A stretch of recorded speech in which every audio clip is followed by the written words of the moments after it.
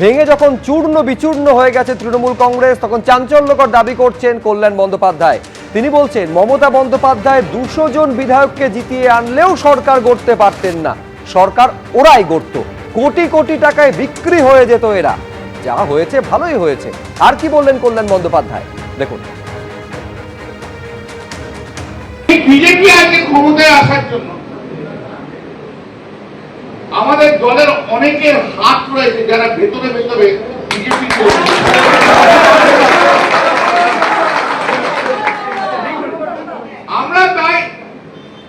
আমরা তখন ধরতে পারিনি, বুঝতে পারিনি, কিন্তু যেই নির্বাচন হয়ে গেছে সঙ্গে সঙ্গে হয়ে গেছে।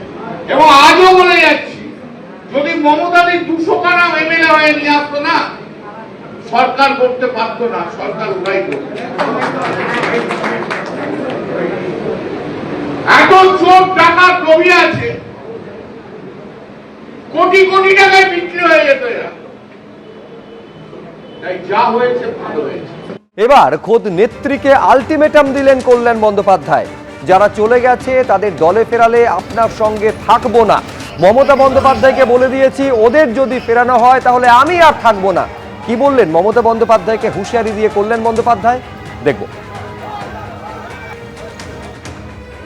যে যেখানে গেছে যাক, এখন আমি আর কাউকে দোষ দিই না।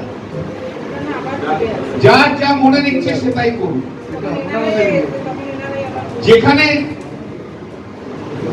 যেখানে যে ভালো থাকে সে সেখানেই ভালো থাকে। কিন্তু মমতা দিকে আমি একটি কথা বলে দিয়েছি, যদি এদের কাউকে আবার ফিরিয়ে নেন না, তাহলে আমি কিন্তু ছেড়ে দিয়ে চলে যাবো।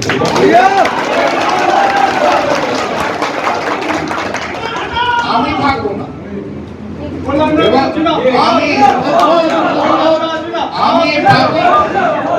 আমি পাবলিকলি বলবো যে এই লোকগুলো যদি ফিরে দিয়েছেন আপনি, আমি আপনার সঙ্গে থাকি।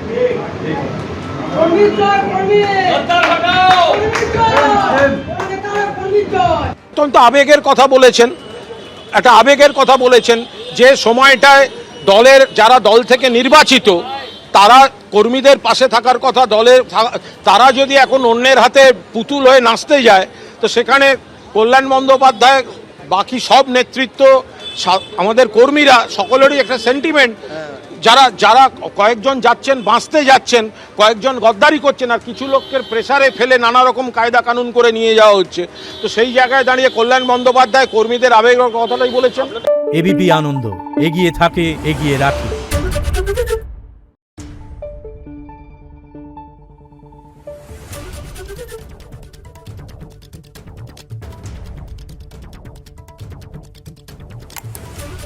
Thank you.